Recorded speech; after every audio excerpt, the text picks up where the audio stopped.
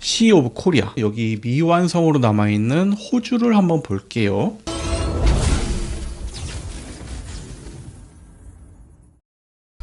여러분 안녕하세요. 만화 그리는 회사원 김현규입니다. 오늘은 18세기 세계지도 중 하나인 토마스 제프리의 1767년 고지도를 소개하려고 합니다. 이 지도는 동해를 시 오브 코리아라고 표기한 지도예요. 자, 바로 이 지도입니다. 네, 보시면은 누가 봐도 고지도죠. 네, 살짝 상태가 좀 안 좋은 부분도 있어요. 접힌 부분도 있고.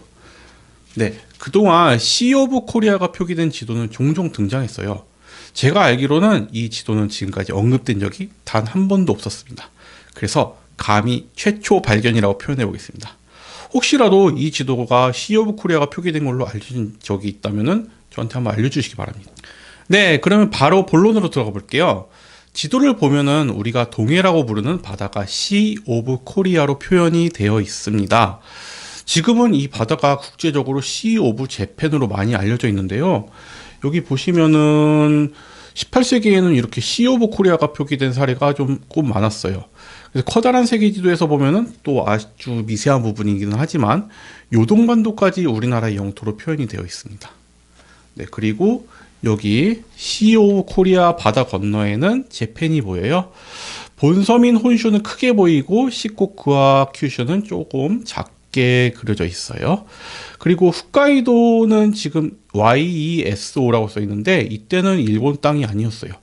아이누이족이 살던 곳이라는 뜻으로 에조라고 불렀는데 한자로는 새우하 그리고 오랑캐이 해서 하이죠. 그래서 서양 지도 제작자들은 이 에조를 로마 발음으로 적다 보니 YESO, 예소라고 적게 된 거예요. 지금은 일본 내에서 아이누이족을 차별하는 단어가 돼서 사용하지 않고 있습니다. 네, 그리고 홋카이도는 1868년 메이지 유신이 일어나고 중앙 집권화와 근대화를 추진하면서 에조를 일본 영토로 본격 통합하고 이름까지 변경을 하였습니다. 네, 그러면 우리나라 이 위쪽을 한번 볼게요. 여기 보시면은 이스턴 타르타리 그리고 웨스턴 타르타리가 있어요. 네, 차이나와는 완전히 다른 나라예요. 이게 조금 재미있는 부분인데요. 타르타리는 몽골 제국이 있었던 중앙아시아 지역을 타타르라고 부른 것에서 유래합니다. 다시 말하면 유목민족이 사는 지역을 여길 말해요. 네, 지금도 유목민들의 역사가 좀 많이 알려져 있지 않죠. 여기저기 돌아다니면서 기록도 좀 남기지 않았기 때문에 그 영토와 세력을 알기가 쉽지 않아요. 그래서 이거는 서양 지도 제작자들한테도 문제였습니다. 그래서 대충 여기에는 유목민들이 좀 살았는데 동쪽과 서쪽은 조금씩 달랐어. 그러니까 동타타르, 이쪽은 서타타르 이렇게 나눠서 지도의 막연한 부분을 좀 대충 채워 넣었다고 보시면 될 것 같아요. 그리고 19세기가 되면서 이 러시아 제국이 점점 팽창하면서 시베리아나 중앙아시아 같이 구체적인 지명을 사용하게 되었고 모호한 용어인 타타르 대신 실제 지명과 또 그곳에 사는 민족 이름을 적용하기 시작을 했습니다. 네, 이제 그러면 태평양 건너서 여기 북미 지역으로 한번 가볼게요. 네, 1767년은 아직 알래스카가 완전히 탐험되지 않은 시기였는데요. 이 지도를 보시면은 여기 알래스카 부분이 있죠. 불완전하게 그려져 있고 노스 UNDIS 아메리카 커버드라고 써 있는 걸 볼 수 있어요. 언디스커버드라고 써 있는 건데요. 탐사가 안 된 북쪽 아메리카라는 뜻이에요. 이 시기 지도들은 탐험가들이 가져온 정보에 의존을 했기 때문에 북미 서부 지역은 상상과 추정으로 채워져 있었습니다. 그리고 여기 보시면은 미국 동쪽은 브리티시 EMP라고 써 있고 브리티시 엠파이어를 뜻합니다. 당시 영국은 북미 대서양 연안의 13개 식민지를 포함해서 광범위한 영토를 지배를 하고 있었어요. 매사추세츠나 버지니아, 조지아 등이 포함됩니다. 그리고 요 위쪽에 보시면은 캐나다라고 써 있는 곳은 영국이 프랑스한테 얻은 퀘벡과 오타리온 지역이에요. 그리고 이쪽 왼쪽에 보시면은 루이지애나라는 스페인이 통치하던 미시시피강 서쪽 지역이고 또 여기 보시면은 뉴멕시코 있죠. 네, 여기는 스페인령의 영토였어요. 네, 프랑스도 아메리카 대륙에서 상당히 많은 식민지를 갖고 있었는데요.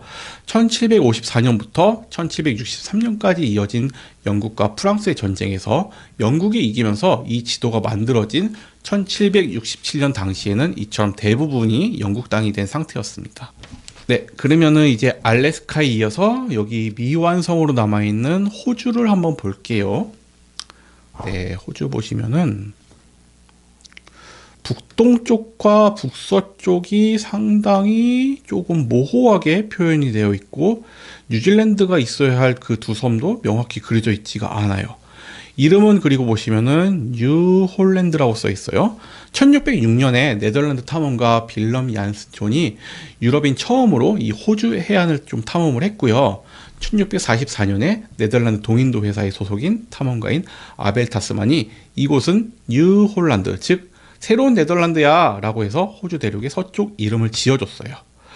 1770년에 영국인 탐험가 제임스 쿡이 호주 동해안을 탐험한 뒤에 여기는 뉴 사우스 웨일즈야 라고 명명한 뒤에 여기 호주 부분의 지도가 나중에 완성되게 됩니다.